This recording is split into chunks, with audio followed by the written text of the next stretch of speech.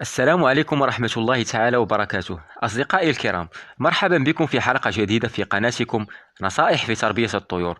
موضوعنا اليوم كما قرأتم من العنوان: لماذا تقوم أنثى الكناري بنتف ريشها خاصة عند سماع صوت الذكر؟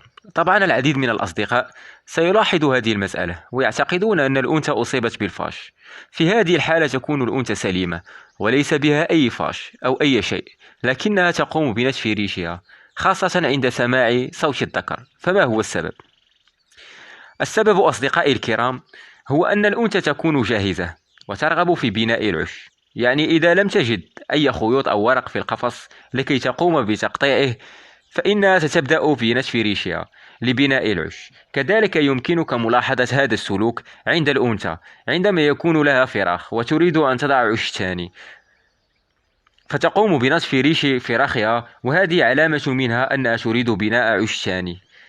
إذا أصدقائي الكرام، إذا لاحظتم أن الأنثى تقوم بنتف ريشها عند سماع صوت الذكر رغم أنه ليس بها أي فاش أو أي شيء، فاعلم هذه علامة منها تدل على أنها تريد التزاوج وبناء العش. كانت هذه حلقة اليوم، شكرا لكم أصدقائي على المشاهدة، إلى اللقاء.